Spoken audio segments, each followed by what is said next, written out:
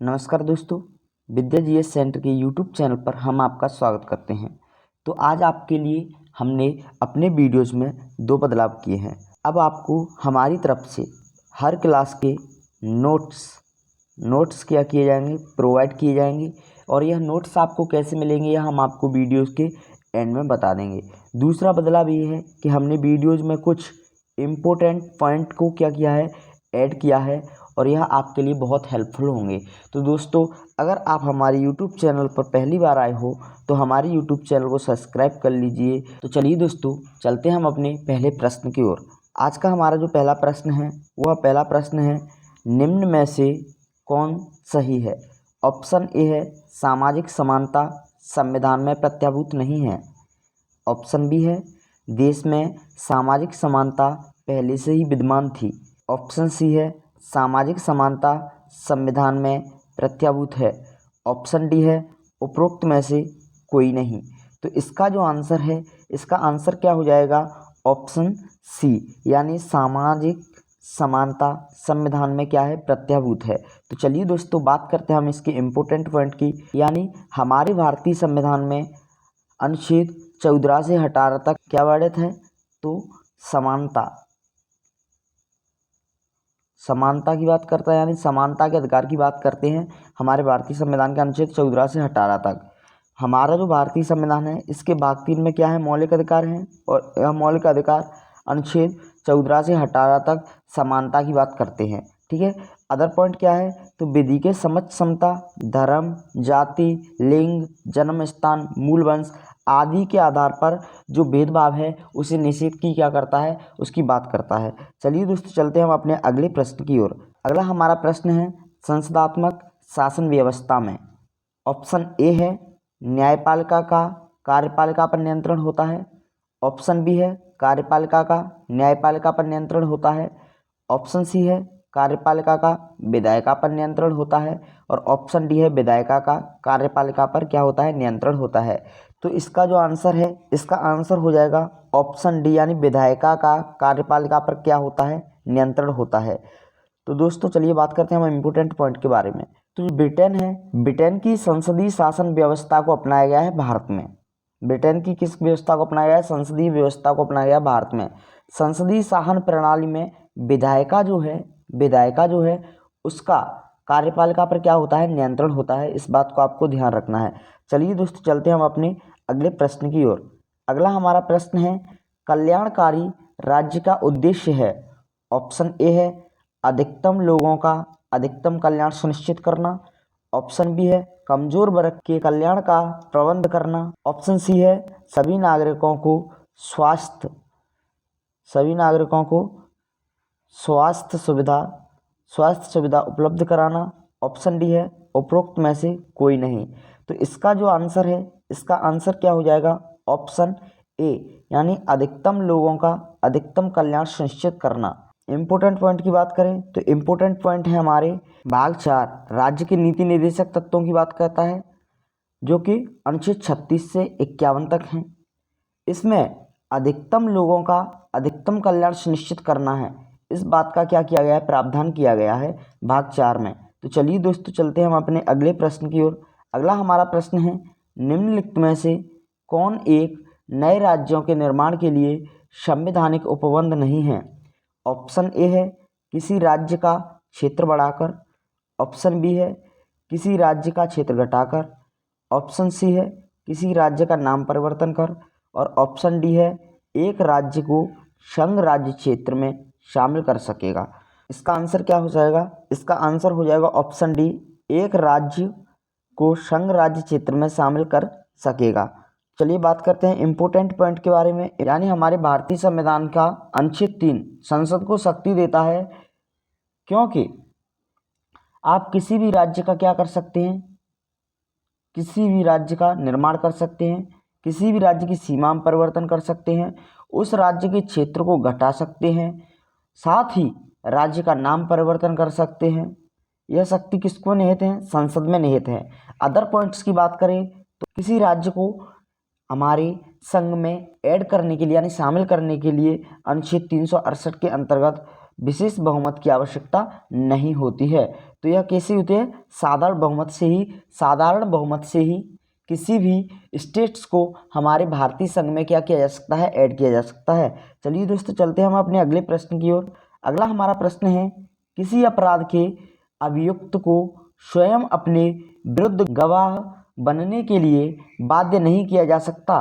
भारतीय संविधान के किस अनुच्छेद में यह प्रावधान है? ऑप्शन ए है अनुच्छेद 20(3) में, ऑप्शन बी है अनुच्छेद 21 में, ऑप्शन सी है अनुच्छेद 22 में और ऑप्शन डी है अनुच्छेद 74 में।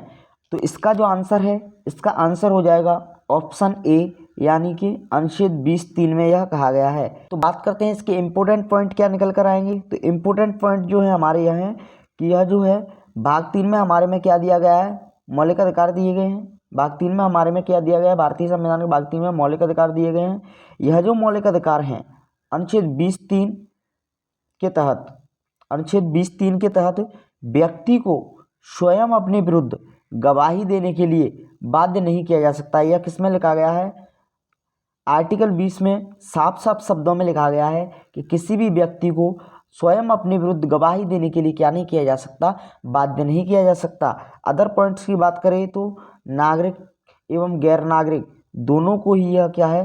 कानून प्राप्त है, यानी वो हमारे देश का नागरिक हो या नहीं हो, इस बात से हमें कोई फर्क नहीं पड़ता है। किसी भी व्यक्ति को भारत में अपने विरुद्ध गवाही देने के लिए बाध्य नहीं किया जा सकता है। यह हमारे भारतीय संविधान का अनुच्छेद 20 कहता है। चलिए दोस्तों, चलते हैं हम अपने अगले प्रश्न की ओर। अगला हमारा प्रश्न है कि मूल अधिकारों के अंतर्गत कौन सा अनुच्छेद बालकों के नियोजन से सीधा संबंधित है?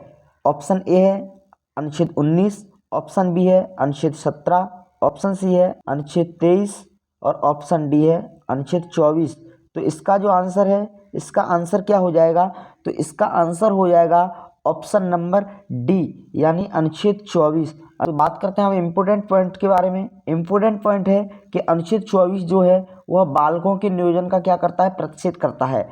यानी कि अनुच्छेद 24 बालकों के नियोजन का क्या करता है? प्रतिषेध करता है। यानी कि जो 14 वर्ष से कम उम्र के बच्चे हैं, इनके नियोजन पर क्या करता है? प्रतिबंध लगाता है। यानी कि 14 वर्ष से कम बच्चे से क्या नहीं किया जाएगा? कोई भी कठिन कार्य नहीं करवाया जाएगा। अदर पॉइंट्स की बात करें तो 2 जून 2017 में बाल श्रम निषेध और विनियमन संशोधन अधिनियम आया था। इसके तहत कहा गया है कि जो 14 वर्ष के बच्चे हैं, 14 वर्ष के बच्चे हैं, उनसे तो काम कराना ही नहीं है, लेकिन जो बच्चे 18 वर्ष से कम उम्र के हैं, उनसे हमें भारी भरकम कार्य नहीं कराना है। यह कौन कहता है? तो यह कहता है 2 जून 2017 का बाल श्रम एवं विनियमन संशोधन अधिनियम। तो चलिए दोस्तों, चलते हम अपने अगले प्रश्न की ओर। अगला हमारा प्रश्न है, बंधुआ मजदूरी उन्मूलन अधिनियम कब संसद में पारित किया गया? यहाँ पर क्या है? कब संसद में पारित किया गया? ऑप्शन ए है 1971 में, ऑप्शन बी है 1976 में, ऑप्शन सी है 1979 में और ऑप्शन डी है 1981 में। तो इसका जो आंसर है, आंसर हो जाएगा ऑप्शन नंबर बी, यानी कि 1976 में। बात करें अगर हम इम्पोर्टेंट पॉइंट की, तो इम्पोर्टेंट पॉइंट है कि हमारे भारतीय संविधान में भाग 3 में क्या है? मौलिक अधिकार है। उसमें अनुच्छेद जो 23 है, उसमें मानव दुर्व्यवहार एवं बलात्श्रम का क्या किया गया है? प्रतिशोध किया गया है। अदर पॉइंट्स की बात करें तो बिना भुगतान के मजदूरी कराना गैरकानूनी घोषित किया गया है आर्टिकल 23 के तहत। यानी कोई भी आपसे मजदूरी कराता है और वह आपको उसका भुगतान नहीं करता है, यानी उसकी पेमेंट नहीं करता है, तो उसके खिलाफ आप क्या कर सकते हो? सुप्रीम कोर्ट में जा सकते हो सीधी, क्योंकि यह हमारे मौलिक अधिकारों में बात कही गई। आप इसके खिलाफ क्या जा सकते हो? सीधे SC यानी सुप्रीम कोर्ट में जा सकते हो, जिससे उसके खिलाफ क्या होगी? कार्यवाही होगी। दूसरी, संसद को कानून बनाने का क्या है? अधिकार है। यानी बलात्श्रम के खिलाफ संसद को कानून बनाने का भी क्या दिया गया है? अधिकार दिया गया है आर्टिकल 23 के तहत। बात करें हम अपने अगले प्रश्न की, तो अगला हमारा प्रश्न है, 6 से आयु के सभी बच्चों को शिक्षा का अधिकार। ऑप्शन ए है राज्य के नीति निर्देशक सिद्धांतों में सम्मिलित है, ऑप्शन बी है मूल अधिकार है और ऑप्शन सी है संवैधानिक अधिकार है, ऑप्शन डी है उपयुक्त में से कोई नहीं। तो इसका जो आंसर है, आंसर इसका क्या हो जाएगा? तो इसका आंसर हो जाएगा ऑप्शन नंबर बी, यानी कि मूल अधिकार। मूल अधिकार में क्या है?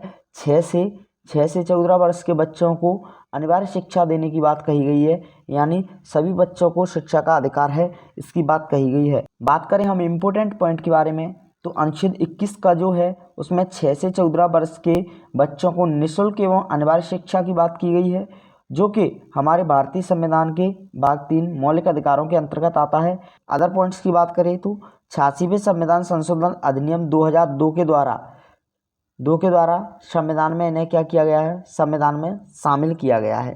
चलिए दोस्तों चलते हैं हम अपने अगले प्रश्न की ओर। अगला हमारा प्रश्न है, भारतीय संविधान का कौन सा अनुच्छेद प्रेस की स्वतंत्रता को आश्वासित करता है? ऑप्शन ए है अनुच्छेद 16, ऑप्शन बी है अनुच्छेद 19, ऑप्शन सी है अनुच्छेद 22 और ऑप्शन डी है अनुच्छेद 31। इसका जो आंसर है, इसका आंसर क्या हो जाएगा? ऑप्शन हो जाएगा बी, यानी अनुच्छेद 19। अनुच्छेद 19 क्या करता है? तो अनुच्छेद 19 प्रेस की स्वतंत्रता की बात करता है। इम्पोर्टेंट पॉइंट की बात करें तो इम्पोर्टेंट पॉइंट यह है कि हमारा जो भारतीय संविधान है उसमें स्पष्ट रूप से कहीं पर भी यह क्या नहीं है, उल्लेखित नहीं है कि प्रेस की स्वतंत्रता है। लेकिन जो सकल पेपर बना भारतीय संघ मामला 1961 था, उसमें उच्चतम न्यायालय ने यानी सुप्रीम कोर्ट ने क्या कहा था? सुप्रीम कोर्ट ने कहा था कि अनुच्छेद 19 का जो है, अनुच्छेद 19(1) का जो है उसमें वाक एवं अभिव्यक्ति की क्या दी गई है? स्वतंत्रता दी गई है। और इसी के अंतर्गत क्या आता है? इसी के अंतर्गत प्रेस की स्वतंत्रता भी आती है। इसीलिए तो दोस्तों हमारे भारतीय संविधान को क्या कहा जाता है? वकीलों का स्वर्ग कहा जाता है, क्योंकि इन्हें समझना बहुत ही मुश्किल हो जाता है। इसीलिए हमारे भारतीय संविधान को क्या कहा जाता है? वकीलों का स्वर्ग कहा जाता है। यह आपका एक और प्रश्न हो गया कि हमारे भारतीय संविधान को वकीलों का स्वर्ग कहा जाता है या नहीं कहा जाता है, तो ये बात सत्य है। तो अगला अदर पॉइंट्स की बात करें तो अदर पॉइंट यह है कि अनुच्छेद 19(1) का क्या है? महत्व देता है प्रेस की स्वतंत्रता को। चलिए दोस्तों बात करते हैं हम अपने अगले प्रश्न के बारे में। अगला हमारा प्रश्न है, निम्नलिखित में से कौन सा एक राज्य के नीति निर्देशक सिद्धांत का उद्देश्य नहीं है? ऑप्शन ए है एक कल्याणकारी राज्य की स्थापना करना, ऑप्शन बी है सामाजिक आर्थिक न्याय को सुनिश्चित करना, ऑप्शन सी है एक धार्मिक राज्य की स्थापना करना और ऑप्शन डी है एक धर्मनिरपेक्ष राज्य की स्थापना करना। तो इसका जो आंसर है, इसका आंसर क्या हो जाएगा? एक धार्मिक राज्य की स्थापना करना, यानी एक धार्मिक राज्य की स्थापना करना यह हमारे संविधान का क्या नहीं है? उद्देश्य नहीं है। इम्पोर्टेंट पॉइंट की बात करें तो इम्पोर्टेंट पॉइंट यह है कि हमारा जो भारतीय संविधान है उसके भाग 4 में राज्य के नीति निर्देशक सिद्धांत दिए गए हैं, जो कि अनुच्छेद 36 से 51 तक क्या है? वर्णित हैं। इसके लिए अदर पॉइंट क्या है? तो अदर पॉइंट यह है कि सामाजिक आर्थिक एवं राजनीतिक न्याय सुनिश्चित करते हैं। यह नीति निर्देशक तत्व क्या करते हैं? सामाजिक आर्थिक एवं राजनीतिक न्याय सुनिश्चित करते हैं। सामाजिक आर्थिक राजनीतिक न्याय सुनिश्चित करते हैं। उसके साथ ही भारत क्या है? एक धर्मनिरपेक्ष राज्य है। तो दोस्तों अगर वीडियो आपको पसंद आया हो तो वीडियो को लाइक कर देना और हमारे चैनल को सब्सक्राइब कर देना। अब बात करते हैं हम आपको कि किस तरीके से आपको नोट्स प्रोवाइड किए जाएंगे। आपको जो नोट्स हैं वो हमारे टेलीग्राम चैनल पर दिए जाएंगे, जो कि हर क्लास के नोट्स दिए जाएंगे आपको। वो भी क्या दिए जाएंगे? वो भी फ्री में दिए जाएंगे हर क्लास के नोट्स। इसके लिए आपको हमारे टेलीग्राम चैनल को ज्वाइन करना है। आप चाहे तो सर्च कर सकते हैं विद्या जीएस सेंटर, और उसके अलावा अगर आपको सर्च नहीं करना है तो हमने वीडियो की डिस्क्रिप्शन जो है उसमें चैनल की क्या दी हुई है? लिंक दी हुई है।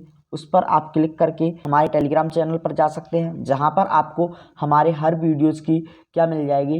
पीडीएफ फॉर्मेट में नोट्स मिल जाएंगे। आप वहां से हमारे नोट्स को बिल्कुल फ्री में डाउनलोड कर सकते हो। तो चलिए दोस्तों मिलते हैं हम आपसे अगले वीडियोज़ में। तब तक के लिए आप अपना ख्याल रखना।